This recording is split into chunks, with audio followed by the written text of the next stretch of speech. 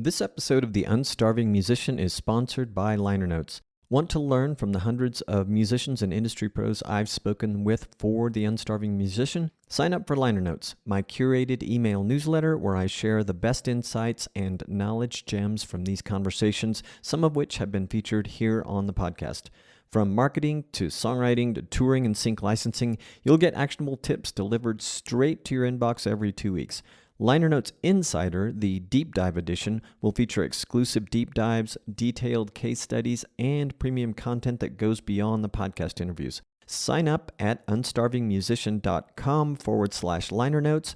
It's free to get started, and you can unsubscribe at any time. Welcome to another episode of The Unstarving Musician. I am your host, Robonzo. How are you? Where are you? And what are you wearing? You having nice weather where you are at? I am. We are. It's a beautiful day in the neighborhood, so to speak. Before I get started on the meat of today's episode, or the main content if you're vegetarian, I'd like to say thank you to Liner Notes and Unstarving Musician community members George Brando and Dean Johannesson for frequently sharing their thoughts on editions of Liner Notes, and a new Liner Notes subscriber, Ethan, for sharing his big challenges. I'm hoping to dig into those challenges with him soon. So thanks, guys. And in the where have I been and where am I going department or file, I performed at the Querétaro Blues Festival last week with local artist Serpiente Elástica, originally from Puebla, Mexico. And I'll be at Moser Café Culture doing my Robonzo show on Friday, September 26th, performing songs from my youth. B-side alternative rock, things that make me think of the days when I just met my wife Sammy and was hanging around with a lot of nice musicians and meeting lots of nice musicians in Dallas-Fort Worth. Sprinkled with a few classics and topped with an original by yours truly. If you happen to make it to the show, I think you'll like it. You can visit robonzo.com for more show dates and future ramblings from me. Today's episode was inspired by my recent conversation with Eli Lev. It was the last episode we did here. You can find a link to our conversation in the episode description for this episode. And reflecting on my community building efforts, I have two communities which may one day meld into one, probably should. One is built on this podcast and the Liner Notes newsletter, part of the Unstarving Musician umbrella community. The other is for my music artist side, Robonzo, also based on a newsletter currently called Insiders. Following my talk with Eli, however, I want to at least rebrand Insiders, that community, because it's pretty generic. Going back to the Unstarving Musician, I think there is strong potential moving forward with the overarching community under the name Liner Notes or Unstarving Musician. Probably Unstarving Musician. But I'll give that more thought. Maybe that'll morph into something new. And now we'll get into why I'm thinking about these things. So everyone talks about building your audience, but misses the deeper psychology. I've been thinking about this phrase we all use, building your audience, building our audience. It's everywhere in the music business world. Every blog post, conference, every piece of advice eventually comes back to you need to build your audience.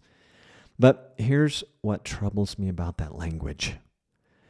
When we say build your audience, we're framing it as numbers, followers, streams, email subscribers. We're thinking about people as statistics sitting in the seats waiting for us to perform for them. And that creates this weird dynamic where musicians, amazing. I struggle with that word. I don't know why. Where musicians become performers of their own lives on social media. You're constantly thinking, what do I post to get more followers? What will make people engage?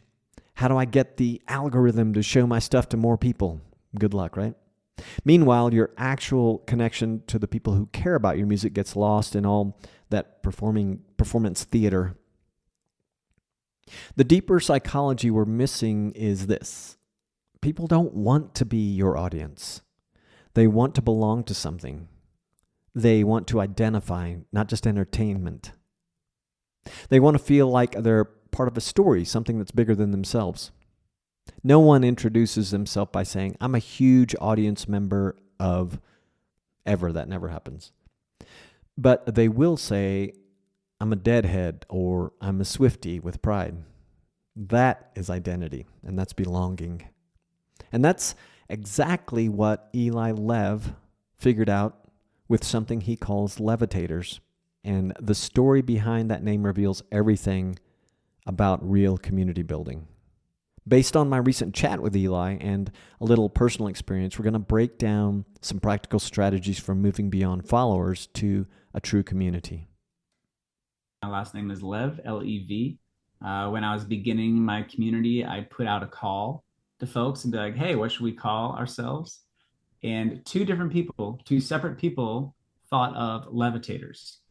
And I thought that was awesome. Levitation is like, there's a lightness, there's a raising, there's a mystical, magical quality to it as well. So I thought that was perfect. Here's what's brilliant about how levitators came about and why the process mattered more than the name itself. Two different people separately suggested levitators to Eli. Not some marketing agency, not a focus group, his actual supporters, people who were already connected with his music. They're the ones who saw the connection. Think about what they were seeing. Eli's last name is Lev, Lev, so levitators isn't just clever wordplay. Those fans were recognizing something deeper about what Eli's music does for them.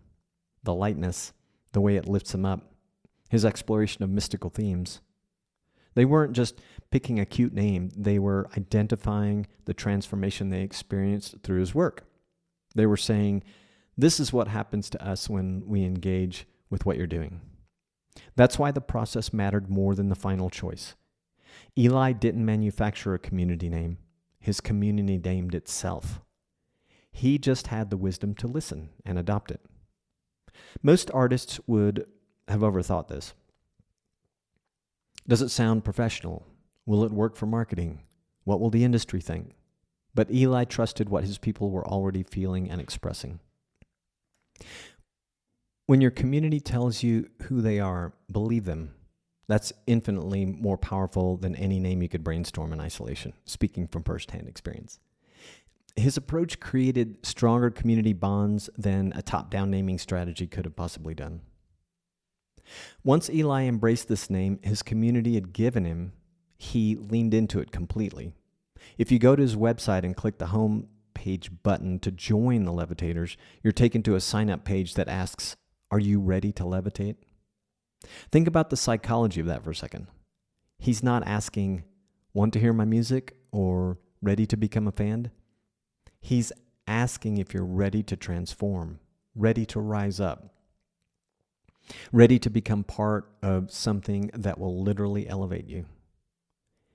His sign-up page, that sign-up page isn't just website copy. It's an invitation into an identity. When someone clicks that, they're not just agreeing to listen to songs, they're saying yes to becoming a levitator. And that's the difference between audience building and community building right there. Audience building asks, will you consume my content? Community building asks, are you ready to become who you were meant to be? Eli took what his supporters told him about their experience and turned it into an active invitation for others. That button is doing psychological work that most artists never even think about. So why do names matter so much? Sure, it's branding 101, but more importantly, because there's a fundamental difference between being a fan and having identity. When someone says, I'm a fan of Taylor Swift, that's about her. It's external. But when they say, I'm a Swiftie, that's about them belonging to something bigger. That's identity. Look at the Grateful Dead. Deadheads weren't just people who liked the music. They were a traveling community, a lifestyle, a way of seeing the world. The name gave them permission to do something more than consumers. I've seen the power of the Deadhead community in action, watching a fellow expat in Panama where I lived from 2016 to 22 connect with an otherwise stranger over his Deadhead shirt. They struck up an immediate friendship that lasted his entire time in Panama. And it's not just musicians. Star Trek fans are called Trekkies, though I hear some prefer Trekkers. It's a universally recognized community name and has reached universal status and even appears in reputable dictionaries, comedy sketches. And if you want to talk longevity, the name has lasted decades and created genuine belonging. So what makes a community name actually work? First, it has to reflect the creator's core mission. Levitators works because Eli's whole thing is about raising people up, exploring their higher consciousness. Swifties works because it captures Taylor's personal, intimate approach with fans. Second, it needs to roll off the tongue. Deadheads is 2 syllables, easy to say. Levitators has rhythm. If people can't say it naturally, they won't adopt it. Third, it creates belonging. When you call yourself a deadhead, other deadheads recognize you instantly. There's a shared language, shared values, shared experiences baked into that identity. And finally, this is crucial. Good community names have room to grow. They're not limiting. A levitator could be someone who just discovered meditation or someone who's been on a spiritual path for decades. The name doesn't put you in a box. It gives you room to evolve. Bad community names do the opposite. They're generic, forgettable, or worse, they limit what members can become. Fans is the worst community name because it defines people by what they consume, not who they are. So now that we understand why community matters, let's talk about how you actually build that community. Because here's the thing. You can call your people levitators all you want, but if you're still treating them like passive consumers, you're missing the point entirely. Let me play you something Eli said that really captures the psychology behind authentic community building. We do live streams together, and it really is kind of like a mutual support thing. I feel like a lot of levitators be like, "Oh, thank you, Eli, for doing all this, and for sharing your music. You're awesome." But it's also like my own salvation. Like I need it just as much as an artist to feel like I'm part of something bigger than myself, to feel that there's an act of service there, and to feel like there's a movement around the music. Did you catch that? It's my own salvation too. This isn't about Eli being some generous savior helping his poor fans. He's saying the community serves him as much as he serves them. It's mutual. It's reciprocal. And that changes everything about how you engage. Most artists think community building means posting more content and hoping people engage. But Eli's approach is completely different. He's built his community around 3 core strategies that flip the traditional artist-fan relationship on its head. Instead of just performing for his levitators, Eli makes them part of the art itself. His music videos feature actual community members from around the world, not paid actors, not models, real levitators who submitted their own footage. Think about what that does psychologically. When someone sees themselves or their friend in Eli's music video, they're not just consuming content anymore, they're co-creators. They have ownership in the work. This isn't just clever marketing, it's a fundamental shift in how you think about your art. Instead of asking, how do I get more people to watch my videos? Eli asks, how do I create something my community wants to be part of? And here's the brilliant part. This collaborative approach doesn't just serve the community, it serves Eli too. He gets authentic, diverse content he could never create on his own. He gets global perspectives. He gets that salvation he was talking about. So where most artists get it wrong is that they see a comment with 500 likes and think that's more valuable than a comment with 2 likes. But Eli flips this completely. He responds personally to individual comments and messages, not the viral ones necessarily, or not just the viral ones, not the ones that will get the most visibility, the ones where someone is genuinely reaching out for connection. He remembers individual community members by name. When someone shares something personal in the comments, he doesn't just heart it and move on. He engages.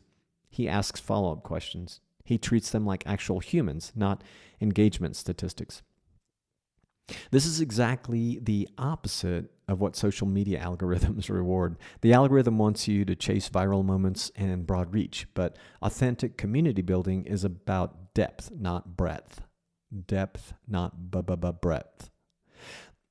When you remember someone's name, when you reference a conversation you had with them last month, when you ask about their life beyond your music, that person stops being a fan and becomes a community member. They have a relationship with you, not just your content. This is where Eli's philosophy gets really profound. He's reframed this entire artistic practice from entertainment to service. Most artists think, how do I get people to pay attention to my music? Eli thinks, how does my music serve the people who need it? The mindset shift changes everything. When you're serving your community, you start asking different questions. What do they need right now? How can this song help them through something difficult? What value can I create beyond just entertainment? Eli talks about his music as an act of service, helping people find lightness, helping them levitate above whatever's weighing them down. And because it's genuine service, it serves him too. He gets the satisfaction of meaningful work. He gets community connection. He gets that salvation we heard about. The beautiful irony is that when you stop trying to extract value from your community and start genuinely serving them, they naturally want to support you more. They buy more music, share more content, and invite more people into the community. But it only works if the service is genuine. Here's what this looks like practically. Eli doesn't just drop a song and disappear. He creates value around the song. He explains what it means. He shares the story behind it. He asks how it's landing with people. He turns every piece of content into a conversation starter, not a conversation ender. This is the difference between audience building and community building. Audience building is about getting attention. Community building is about creating value. And when you consistently create value, attention becomes a natural byproduct. Here's where many artists derail their community building efforts without even realizing it. We fall into the trap of social media performance theater. You know what I'm talking about. You open Instagram and suddenly you're not thinking about your community anymore. You're thinking about the algorithm. You're thinking about posts designed to get the most likes, the most shares, the most comments from complete strangers who will never buy your music or come to your shows. The trap is seductive because it feels like marketing. It feels productive. You're building your brand and increasing your reach. But here's what's actually happening. You're training yourself to perform for an audience that doesn't care about you instead of serving a community that does. To be completely honest with you, I feel very uncomfortable on social media. I really do. And it always feels like performance theater to me. Performance theater. Except on the rare occasion when I'm having a friendly exchange with friends, sometimes new friends. So everything I'm sharing with you is helpful for me too. I've heard much of it before, but what Eli shared with me is simply inspirational. When I do have the moments that are non-performative, they were when I was relaxed and feeling inspired by or about something. The problem is when we chase algorithms, we're constantly trying to come up with post ideas. Perhaps in my case, I need to lean more into engaging with existing conversations. I admittedly see these platforms as a plague on our society. Yet, here I am using it. I can tell you that I'm relying more and more on this medium and my email list. This medium being the podcast and my email list. A topic for another episode. But Eli's figured out something that most artists miss completely. He doesn't think of Instagram, TikTok, or YouTube as social media platforms. He thinks of them as entertainment platforms. What's the difference? Social media is about getting attention. Entertainment platforms are about providing value.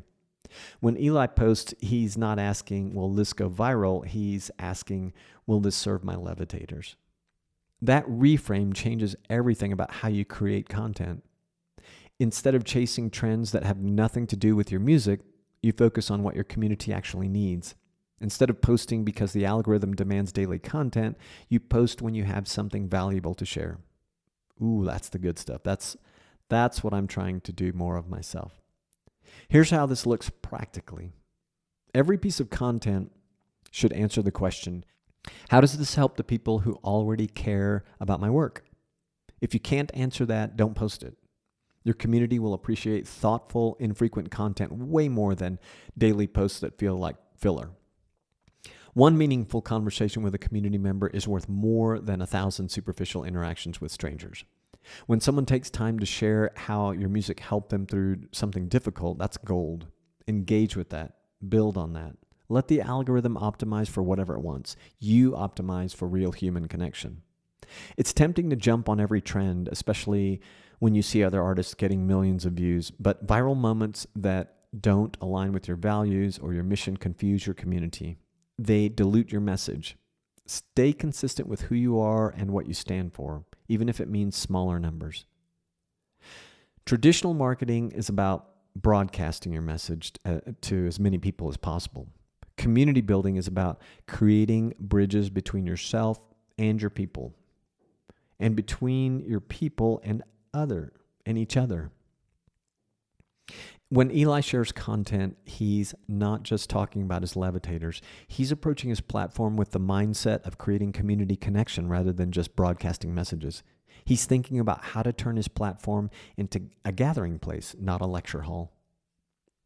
The hardest part about avoiding performance theater is that it often means smaller numbers in the short term. Your posts might get fewer likes. Your reach might be lower, but your community will be stronger.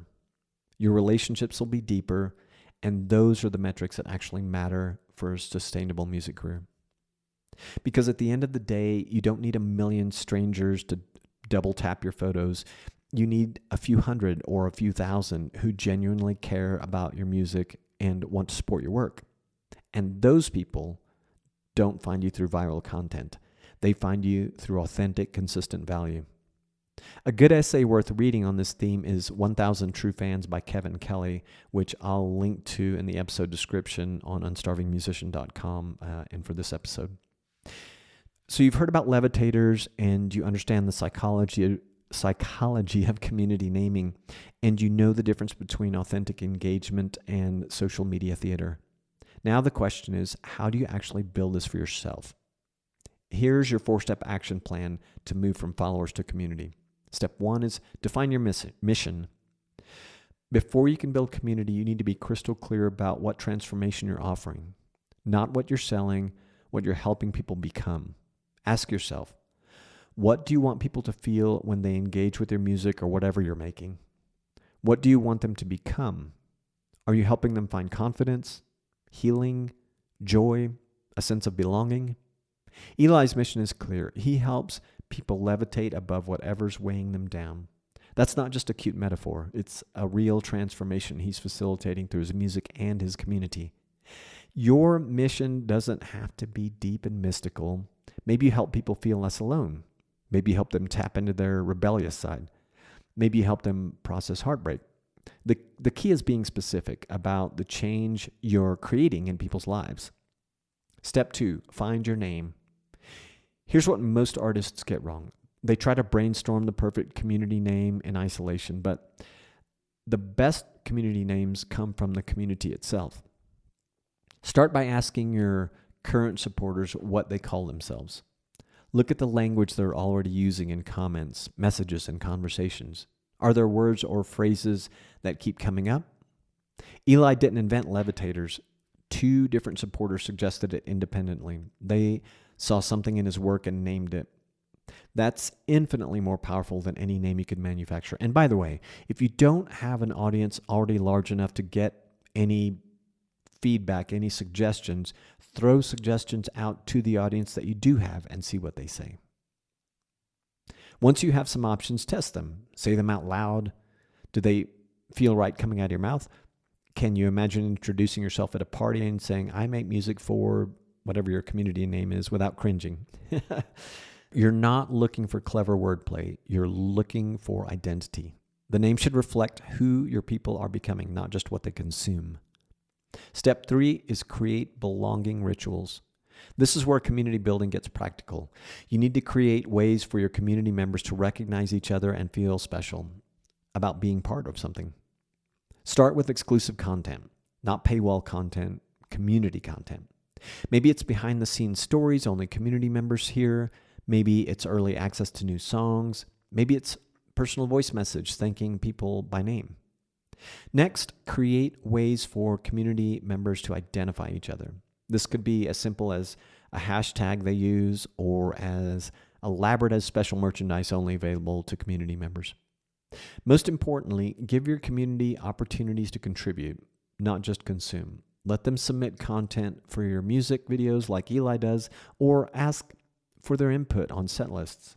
Feature their stories in your newsletters. Make them co-creators, not just customers. Step 4, focus on service. This is the hardest step because it requires genuine mindset shift. You have to stop thinking, how do I get more from my community, and start thinking, how do I give more to my community?